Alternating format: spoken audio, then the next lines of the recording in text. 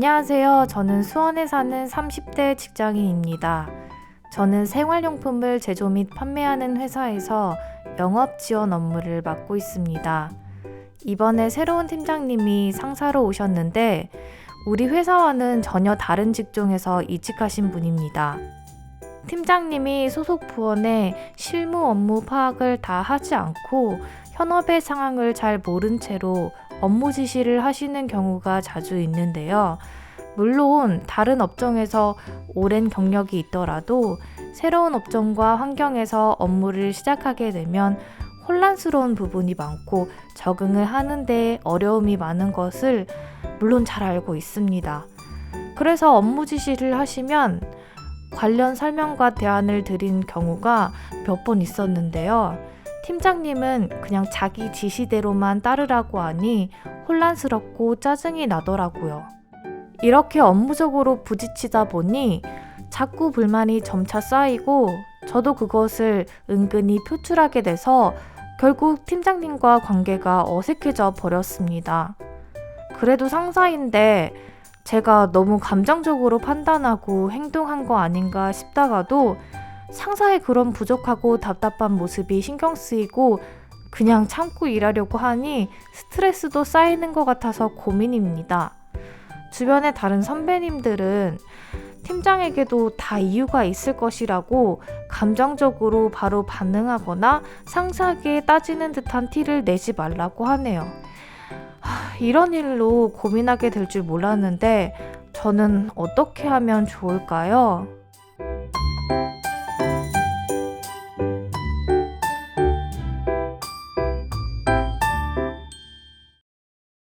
상사와 문제가 없다고 생각을 했었는데 좀 여러 일로 부딪히면서 감정적으로 불만이 있어요.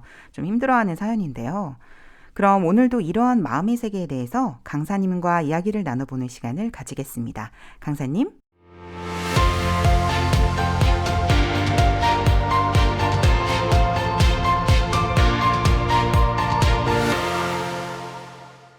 안녕하세요. 마인드 교육 전문 강사 김진홍입니다. 오늘은 직장 생활을 하면 누구나 한 번쯤 경험해 보았을 상사와의 갈등에 관련된 사연이네요.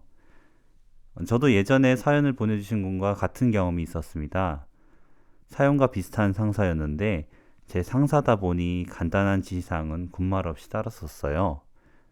그런데 상황과 적합하지 않은 지시사항을 여러 번 경험하다 보면 이게 뭐지? 싶은 감정이 쓱 올라옵니다. 또 그 경우가 더더욱 기존 베테랑 상사와 같이 실무 경험이 풍부한 상사가 아닌 경우라면 그 지시사항을 듣고 바로 감정적으로 대응하는 경우가 있는 것이죠. 네, 저도 그런 경험이 있습니다. 네, 이런 상황처럼 우리 마음에는 고정관념으로 인한 선입견이나 상대방을 향한 어떤 기대 심리 혹은 신뢰도에 따라 업무 지시사항을 깊이 생각하고 진행하는 것이 아닌 액면 그대로 혹은 감정적으로 상대방의 말만 듣고 불만을 표출하는 경우가 많이 있습니다. 그래서 제가 오늘 강연할 주제는 감정을 따라 사는 사람들이라는 주제로 이야기를 하려고 합니다. 현재 사연 내용을 보면 회사에서 새로운 상사와의 갈등, 사실 처음부터 대립된 사안에 대해서 서로 오름과 고집 등으로 발생된 갈등은 아닙니다.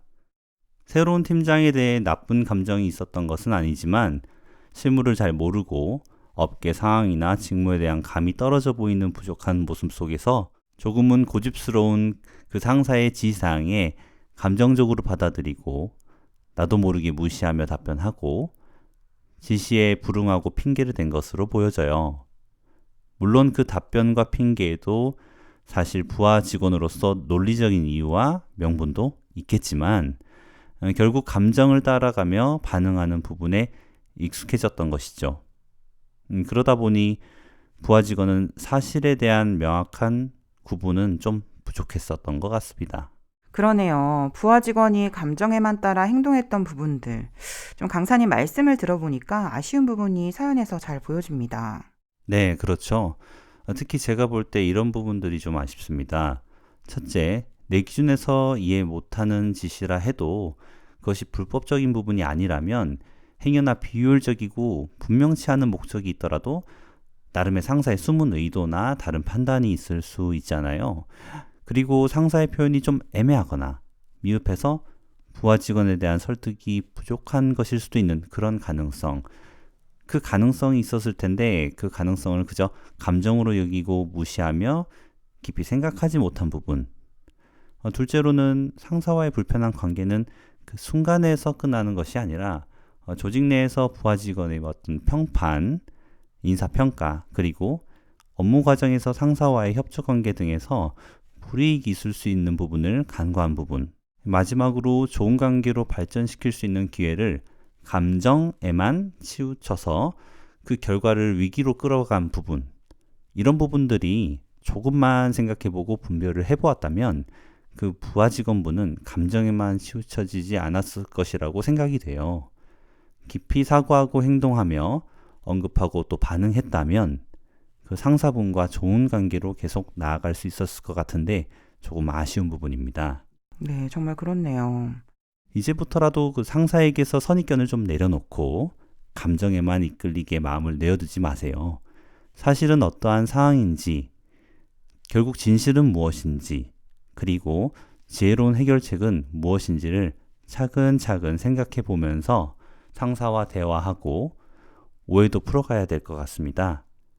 오래 골문 부분은 아닌 것 같아 보이는데 지금이라도 의지를 가지고 한 발 먼저 내딛고 이야기를 해보는 것은 어떨까요? 네, 직장에서는 사실 감정과 사실을 구분하는 부분이 정말 중요하겠네요. 그러고 보면은 요즘 세대는 이전에 비해서 좀 본능적으로 또 감정에 잘 반응하고 좀 이끌리는 것 같습니다. 네, 맞습니다. 혹시 사회자님 MZ세대란 표현 들어보셨나요? 네, 요즘 화두인 단어죠. 사회 곳곳에서 이 세대들의 영향력을 정말 많이 이야기하잖아요. 네, 맞습니다. 이 세대는 1990년대에서 2000년대생 출생들의 그 10대, 20대를 말하고 있는데요. 이들은 본인이 느꼈던 감정을 표출하는데 과감하고 거리낌이 없습니다. 우리라는 부분보다는 나 자신이 중요하고 주변의 눈치보다는 내 표현이 중요해진 세대들인데요. 직장 생활에서 기성세대와 MZ세대와의 갈등, 요즘 많이 들어보셨잖아요. 네네. 여러 상황에서 두 세대가 가진 각각의 관념의 차이가 두드러지는데요. 예를 들어 많은 노력을 한 MZ세대들이 기성세대와는 좀 다르게 자신의 낮은 성과급이 정말 회사 성과와 비례하고 합당한지를 되묻고자 회사 회장님 이하 전 직원에게 바로 메일을 보내고 회신을 요청한다든지, 아니면 상사의 눈치를 보고 퇴근을 주저하는 기성세대와는 좀 다르게 워라밸의 관념을 가지고 눈치 보지 않고 칼퇴하는 모습들. 어떤 측면에서는 쿨하다고 솔직하다고 표현할 수도 있지만 또 다른 어떤 상황에서는 그저 감정에 치우쳐서 내 행동하는 부분, 표현하는 부분이 혹여나 상대방을 배려하지 못했거나 여러 차원에서 생각해 봤을 때 사려 깊지 않은 모습일 수도 있는 것입니다. 정말 그렇습니다. 만약 상사가 공동 프로젝트 팀장으로서 어려운 상황에서 혼자 고민하고 퇴근 시간 이후에도 책상에서 골머리를 앓는다면 워라밸만 목소리 높였던 또 나 몰라라 칼퇴를 한 같은 부서원 MZ세대는 과연 자신의 권리와 자유를 떳떳하게 챙기고 표현한 쿨한 세대로서의 모습만으로 볼 수 있을까요? 사실 회사는 상호 간 업무 협조를 피할 수는 없는 것인데요. 그렇네요. 어떤 측면에서는 나만을 위하는 부분이 꼭 장점이지는 않는 것 같습니다. 네, 그렇습니다. 그 사실이라는 관점에서 심사숙고해 봤다면 감정적으로 내 관념이 옳다는 생각에만 머무를 것이 아니라 비즈니스 관계에서의 협동과 협조 관점이었다면 본인의 여유만 있었다고 한다면 좀 돕거나 같이 남아서 고민하고 해결책을 마련해 보는 태도를 좀 가져볼 수도 있지 않았을까요? 또 그것이 당장의 자유권리 행사보다 좀 더 지혜로웠을 수도 있었다고 여겨집니다. 저라면 이 후배에게 다음에 업무 협조를 좀 더 신경 써줄 수 있고 도와줄 수 있었을 것 같아요. 네, 그럼 개인의 일상 속에서 감정을 따라 사는 경우 이렇게 나타나는 문제점을 좀 더 알아본다면 또 어떤 것들이 있을까요? 네, 일상생활 속에서 우리가 사실보다 감정이 앞서서 행동하는 경우가 생각보다 많이 있습니다. 종종 백화점이나 대형 쇼핑몰에 가면 그 충동 구매하는 경우도 이에 속합니다. 원래 구매 계획에는 없었던 쇼핑이었지만 새로운 신상품이나 최근 유행하는 디자인의 제품들, 그리고 꼭 쇼핑하는 날에는 그 특별 행사 주간이라 지금 안 사면 손해일 것 같은 그런 아쉬움을 느낄 때가 있지 않습니까? 공감하시지 않나요? 네, 맞아요. 저도 꼭 가는 날이 장날이라고 막 행사하고 계획하지 않은 것도 막 충동 구매하게 되더라고요. 네, 맞습니다. 예를 들어 내가 특정 구매 계획 상품을 세 가지 정도를 정했다고 하면 우리는 그 상품을 파는 곳에만 들러서 구매하고 나오지만 않고 꼭 쭉 한 바퀴 둘러보면서 탐색을 합니다. 뭐 살 건 아니지만 뭐가 진열되는지 한번 볼까 하는 그런 마음에서 말이죠. 이때부터 사야 하는 사실적인 부분은 망각하고 눈으로 보는 시각에만 마음이 움직이게 되면서 감정이 먼저 작용하고 또 나도 모르게 구매 욕구가 마음에 슬슬 올라오는 것입니다. 아, 말이 나와서 말인데요. 그 사회자님, 혹시 백화점에 없는 세 가지가 뭔지 아시나요? 들어본 적이 있는데 잠시만요. 창문하고 나머지는 기억이 안 나는데 혹시 무엇인가요? 예, 바로 그 시계, 거울, 창문입니다. 이런 것들이 없음으로 인해서 고객이 이성적인 판단보다는 감성적으로 혹은 감정적으로 그 흐름에 맡겨져서 구매 욕구를 받아들여 충동 구매하게 만드는 요인이 되는데요. 그렇게 불필요하게 구매하게 된 소비는 뭐 예를 들어 가정에서는 배우자와의 다툼으로 이어지는 경우도 있고 소비로 스트레스를 푸는 사람에게는 좀 심한 경우라고 한다면 신용불량으로 그 인생이 달려가게 되는 경우도 발생할 수 있는 것입니다. 네, 또 다른 예시를 하나 들어보자면 음주운전입니다. 술은 사람의 기분을 좋게도 하고 스트레스도 풀어주지만 결국은 과도한 과음은 건강에 큰 해를 끼치기도 합니다. 그런데 이뿐만 아니라 술은 취해질수록 판단 능력이 흐려지기도 하고 감정에만 이끌리기 매우 쉬워집니다. 분명 사실에 입각하자면 술은 취하면 간도 피로해지고 판단 능력이나 자기 통제도 어려워져서 주의가 필요한데요. 우리는 감정에 취해서 감정대로 기분이 좋으면 뭐 난리법석을 부리기도 하고 화가 나면 고성과 폭력을 행사하기도 합니다. 그러다가 행여나 운전이라도 하게 된다면 이는 범법 행위 그 자체를 떠나서 본인의 가족, 타인의 생명을 잃게 하는 끔찍한 사고로 이어질 수도 있는 것인데요.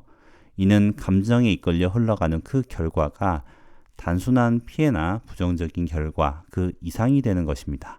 그렇군요. 생활 속에서 은근히 감정을 따라가는 부분이 많아지면 긍정적인 결과보다는 부정적인 결과가 많다는 부분에 정말 공감이 되는데요. 저도 어렸을 적에 막 동생과 싸운 적이 좀 많았고 서로 욕심도 부리면서 막 동생이 말 안 들으면 때리고 도망도 가고 그랬는데요. 나이가 들면서는 동생과 이렇게 다투는 부분은 좀 거의 줄었는데 그래도 의견에 마찰이 있을 때는 본능적으로 나도 모르게 동생은 틀렸고 내가 옳다는 생각에 좀 감정적으로 바로 트집을 잡고 동생과 티격태격하는 경우가 좀 있거든요. 사실을 분별해보면 정말 별거 아닌 것인데 말이죠. 네, 맞습니다. 그렇다면 우리가 이렇게 감정을 따라 살아가지 않으려면 어떻게 해야 될까요? 저는 그 방법으로 감정보다는 사실을 마음에 세워라 라고 말씀을 드리고 싶습니다. 감정보다는 사실을 마음에 세워라요? 그게 정확히 어떤 말씀일까요? 네, 사람들은 그 생각을 확인하고 정리하는 부분에 좀 복잡하고 귀찮게 생각을 합니다. 그래서 보통은 일어나는 대로 생각하고 일어나는 감정대로 살고 싶어 하죠. 하지만 느껴지는 감정보다 사실을 기준에 세우는 부분이 정말 중요합니다. 어떤 사실이든지 마음에 정확히 그 뿌리를 내린다면 삶이 달라지게 되어 있습니다. 왜냐하면 그전에는 감정에만 이끌렸다면 이제는 그 사실이 마음을 잡아줘서 순간적인 감정을 따라 움직이지 않게 해주기 때문인데요. 이 과정에서 심사숙고하고 올바른 판단을 하게 됩니다. 이 과정들이 계속 반복이 된다면 생각했던 사실을 또 마음에서 확증하고 되새기면서 마음에서 좀 더 명확해지는 것입니다. 그리고 마음에 뿌리 내린 사실이 많으면 많을수록 삶은 더 건강해집니다. 만약 이 과정이 없다면 우리는 늘 상황에 따라 마음이 이랬다 저랬다 하기 때문에 결국 감정이 흔들리게 되는 것입니다. 정확한 사실을 근거로 분명한 믿음을 가진 사람들은 보통 사람들과는 삶의 형태가 좀 다른 것을 종종 느끼게 됩니다. 그저 느낀 대로 이야기하거나 마음에 일어나는 대로 행동하는 것이 아니라 마음에 뿌리 내린 기준들을 따르기 때문에 그들의 삶이 밝고 건강할 수가 있는 것입니다. 그렇군요. 끌려갈 수밖에 없는 감정보다 사실을 확인하고 마음에 확증하면 그 사실로 인해서 감정이 요동쳐도 쉽게 흔들리지 않겠어요. 강사님도 좀 끌려가는 감정에 빠져 있다가 사실을 확인하고 이런 어려움에서 벗어난 적이 있으신가요? 저한테 갑자기 질문을 하시니까 예전에 제가 취업 준비하던 시절이 생각나네요. 제가 취업 준비를 하면서 자격증이나 각종 스터디를 했던 시절이 있었습니다. 그리고 동시에 입사 공고가 올라오는 괜찮은 기업들에 자주 지원을 했었는데요. 자꾸 서류 탈락을 하는 겁니다. 뭐 2번, 3번, 4번 횟수가 거듭될수록 취준생들에게는 초조한 마음이 많이 생기고 불안한 생각들도 많이 하게 됩니다. 네, 그렇죠. 네, 그렇게 취업 준비를 하다 보면 난 스펙이 좀 많이 부족한가 보다. 혹은 뭐 학벌이 부족하게 되니까 나는 그 학벌을 대체할 자격증이나 대외 활동이 좀 많이 필요하구나 라는 생각으로 가득 차게 됩니다. 그런 생각에 사로잡히다 보면 더 마음이 어려워지더라고요. 취업 준비하면서 힘든 상황마다 어떤 감정이 올라오고 또 취업 관련 고정관념 때문에 어려움에서 벗어나기가 정말 힘들더라고요. 그런데 그때 저보다 먼저 취업했던 선배가 이런 얘기를 해줬습니다. 진홍아, 회사가 원하는 인재가 있던데 그 스펙이 굳이 높고 자격증만 많은 사람을 뽑으려고 하는 것이 아니더라. 내가 회사를 다녀보면서 느끼지만 내가 하는 실무일과 회사 업무에 대한 전반적인 이해를 잘하는 사람, 우리 회사와 잘 맞는 사람을 회사가 찾으려고 하더라. 너가 어떤 사람인지 살펴보고 회사가 어떤 사람과 일하고 싶은지를 찬찬히 생각해 보도록 해라. 조급하고 고립되면 쓸데없는 생각과 감정에만 이끌려서 많이 힘들어. 라고 얘기를 해줬습니다. 그때 저는 마음이 조급하고 힘드니까 떠오르는 생각과 감정으로만 치우쳐 있었고 그 마인드로만 사실 취업 준비를 몰두했었던 것입니다. 사실 회사가 원하는 인재는 따로 있었는데 말이죠. 그래서 선배의 말을 듣고 매였던 생각의 틀에서 벗어나서 내 삶의 경험의 조각들을 하나하나 불러 모아서 지원하는 회사 인재의 방향성과 어떤 직무 역량을 찬찬히 분석해보고 곰곰이 생각하면서 나의 장점과 연결시키도록 했었고요. 이것이 지원하는 회사에 원하는 인재에 가깝게 어필될 수 있도록 노력을 많이 했었습니다. 그래서 좀 더 본질에 집중한 것이었죠. 동시에 매였던 생각에서 좀 풀려나서 마음이 한결 편해지고 자신감도 생겼었어요. 감정에 쉽게 흔들리지도 않았고요. 그래서 늦지 않은 나이에 취업준비생에서 탈출할 수가 있었습니다. 그렇군요. 그 선배한테 한턱 쏘셔야 되겠는데요? 그러네요. 한번 쏴야겠습니다. 네네. 생각해보면 일상 속에서 감정을 따라 사는 경우가 정말 많지만 감정 속에서 사실을 구분하고 마음에 세울 수 있는 일상의 기회들도 참 많았다는 생각이 듭니다. 많은 청취자분들께서 공감하고 이번 기회에 사실을 구분하고 마음에 세우자는 결심이 드셨기를 바라봅니다. 제 강연은 여기까지입니다.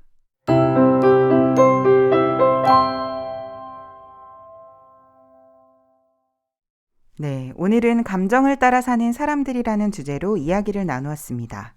강연을 들으면서 감정에만 이끌리는 나에게서 벗어나서 사실을 구분하고 마음에 세워보는 나가 되도록 한번 깊이 생각을 해봐야겠습니다. 강사님 나와주셔서 감사합니다. 감사합니다.